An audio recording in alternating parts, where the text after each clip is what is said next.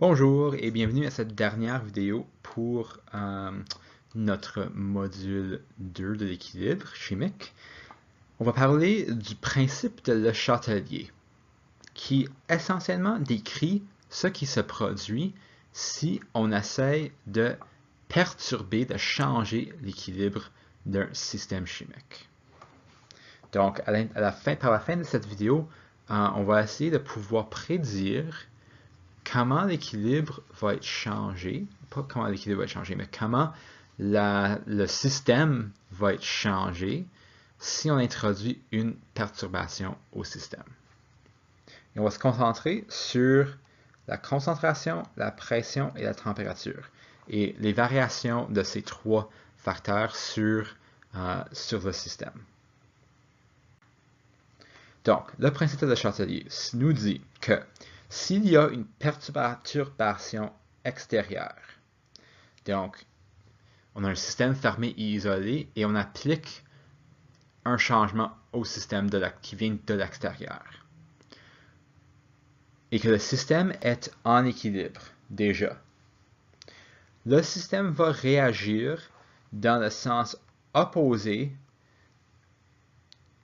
du perturbation pour pouvoir rétablir l'équilibre. Donc, le système va faire l'opposé de la variation qui a été appliquée dans le but de toujours rétablir l'équilibre. On va faire quelques exemples avec la concentration. Donc, disons que j'ai une réaction A plus B en équilibre avec C et D. Si j'ajoute, je suis en équilibre, si j'ajoute A, si j'ajoute un peu du composé A, le système va produire davantage les produits pour essayer de consommer le réactif A que je viens d'ajouter. Donc, ça agit du sens opposé. Si j'ajoute A, le système va consommer A, va essayer de réduire A. On va voir un autre exemple. J'ajoute le composé C à mon système. Le système va faire l'opposé. Si j'ajoute C, le système va consommer C afin de réduire la quantité de C. Et l'équilibre va favoriser la réaction inverse, va favoriser la formation des réactifs. Parce qu'on veut consommer C si j'ajoute C. Donc, il faut juste essayer de penser c'est quoi l'opposé de l'action qui se fait. Et c'est ça que le système va faire. À l'intérieur de tout ça, la valeur de Kc ne change pas. Parce qu'à l'équilibre, le rapport entre les concentrations va toujours rester égal. On n'est pas en train de changer la vitesse à laquelle les réactions se produisent. On est tout simplement en train de changer ce que le système doit faire pour atteindre l'équilibre. Donc la valeur de Kc ne change pas. Maintenant, si on parle des gaz, des systèmes gazeux, on ne parle pas de concentration avec les gaz, on parle de pression et de pression partielle. Donc le système va agir un petit peu différemment. Donc disons que j'ai un bécher rempli de gaz. Donc j'ai mes particules. Okay. Et j'applique une pression pour réduire le volume.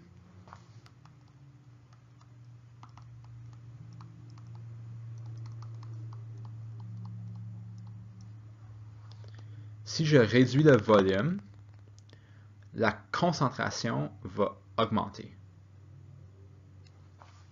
parce que la concentration est égale à le nombre de particules sur le volume.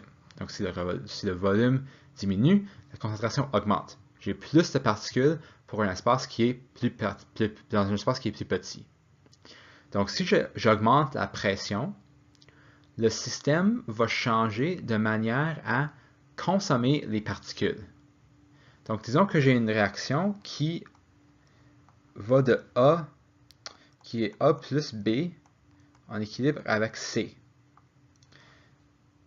Si c'est ce système et j'augmente la pression sur ce système, ça va favoriser la production de C. Parce qu'on veut réduire le nombre total de particules. Donc on veut combiner les particules A et B pour former un particule de C, afin de réduire le nombre total de particules et réduire la concentration. Si on pense à la concentration comme le nombre de particules pour un espace donné.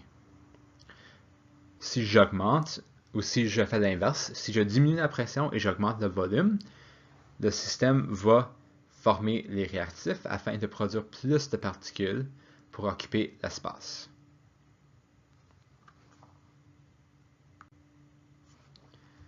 La température, maintenant. J'ai oublié de mentionner qu'avec les gaz, encore une fois, la valeur de la constante d'équilibre ne change pas, parce que le rapport entre les concentrations de produits réactifs ne change pas. On ne modifie pas la vitesse des réactions. La température, par contre, va modifier la valeur de Kc. Pourquoi?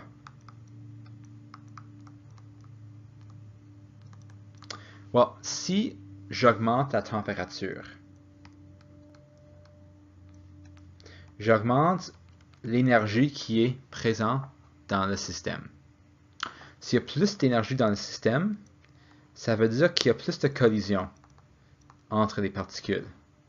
Ça veut dire que la réaction va aller plus vite. Parce que plus de collisions implique plus de réactions. Donc, augmenter la température change la vitesse des réactions inverses et directes. Et donc, changer la température va modifier la valeur de Kc à la fin de la ligne. Comment est-ce que le système va réagir? Ça dépend si c'est ce qu'on appelle une réaction endothermique ou exothermique. Donc, une réaction endothermique, ça c'est quelque chose qu'on va voir en plus de détails dans l'unité 3, mais je vais l'introduire ici. Un système endothermique consomme de l'énergie. Un système exothermique produit de l'énergie. Alors, si j'ai une réaction endothermique, j'ai une réaction qui consomme de l'énergie, et j'ajoute de l'énergie, donc disons que j'ai A plus B plus énergie qui produit C. Si j'augmente la température et j'ajoute de l'énergie, le système va vouloir consommer l'énergie afin de réduire l'énergie. Donc la réaction va se produire, va favoriser la production des produits. Parce que si j'ajoute la température et c'est une réaction qui consomme de l'énergie, ça va vouloir consommer même plus d'énergie. Parce que l'énergie est là. Si c'est l'opposé, si c'est une réaction exothermique qui produit de l'énergie et j'ajoute de la température,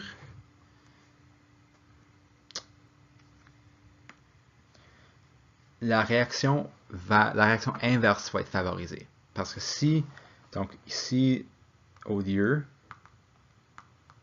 j'ai A plus B qui va à C plus énergie. Donc ça, c'est une réaction exothermique quand on produit l'énergie. Si j'augmente la température et j'ajoute la chaleur, l'énergie dans le système, je vais favoriser la réaction des réactifs, ou la production des réactifs, parce que je produit trop d'énergie, j'ai trop d'énergie dans le système, et le système va devoir consommer de l'énergie. Donc, il va devoir agir dans le sens endothermique, qui ici est la réaction inverse. Les catalyseurs n'ont aucun impact sur l'équilibre. Donc, un rappel, un catalyseur, c'est quelque chose qu'on ajoute à une réaction pour le rendre plus rapide, pour aider la réaction à se produire. Les catalyseurs vont changer la vitesse de la réaction dans les deux sens également. Donc, il n'y a pas d'impact sur l'équilibre. La valeur de Kc n'est pas changée. Tout ce qui change avec l'ajout d'un catalyseur, c'est la vitesse à laquelle on atteint l'équilibre. Mais ça ne change pas la façon qu'on atteint l'équilibre. Faisons un exemple, juste pour mettre tout ça en contexte. La page 439, numéro 27, nous donne une réaction que je vais écrire ici. Donc, on a 2 NO gazeux plus 2 H2 gazeux en équilibre avec l'azote gazeux, l'eau gazeux et la chaleur.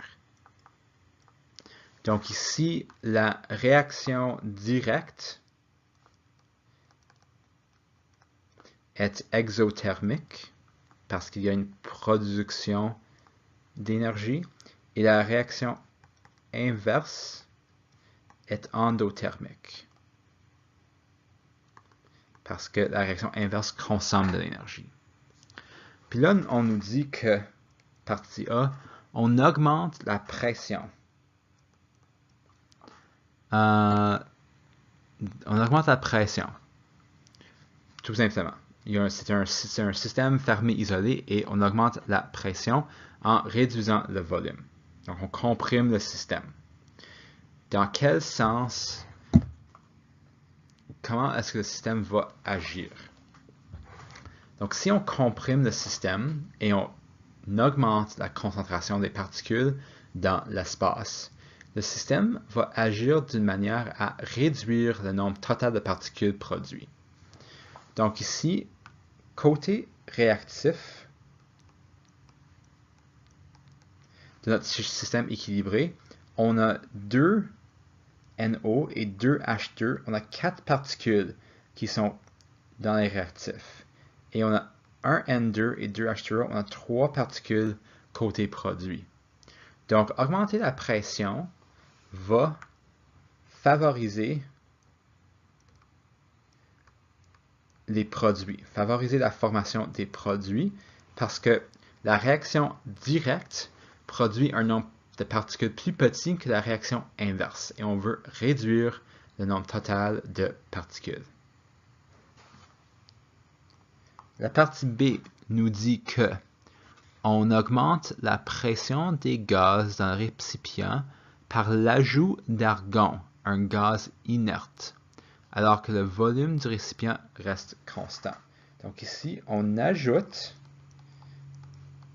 un gaz inerte. Alors, c'est une citation que je n'ai pas mentionnée pendant ma présentation. Donc on ajoute un gaz inerte. Donc le volume ne change pas.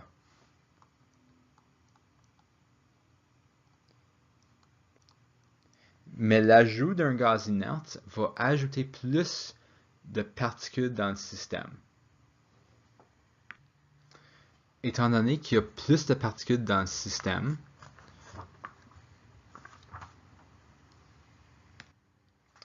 la pression augmente à l'intérieur du système parce qu'il y a plus de particules pour un volume qui n'a pas changé. Mais ceci dit, parce que le gaz inerte est non réactif et ne réagit pas avec les autres particules, ça ne va pas entraîner un changement à l'intérieur du système parce que c'est un gaz inerte. Ça ne va pas réagir avec les particules. Donc, la pression des particules des réactifs et des produits va augmenter également et ça va entraîner aucun changement dans l'équilibre du système. Ok, la dernière partie, c'est on augmente la température. On augmente la température. Ici, comme on a dit, on a une réaction directe qui est exothermique à une réaction inverse qui est endothermique. Si on augmente la température, si on ajoute de l'énergie, le système va vouloir consommer de l'énergie pour réduire l'énergie totale qui est dans le système. Donc, la direction qui consomme de l'énergie, c'est la réaction inverse. Donc, on va favoriser les réactifs, favoriser la production des réactifs. Donc, c'est la réaction inverse. L'équilibre va changer dans le sens de la réaction inverse. Et la valeur ici de Kc serait modifiée pour justement augmenter la concentration des réactifs par rapport au produit.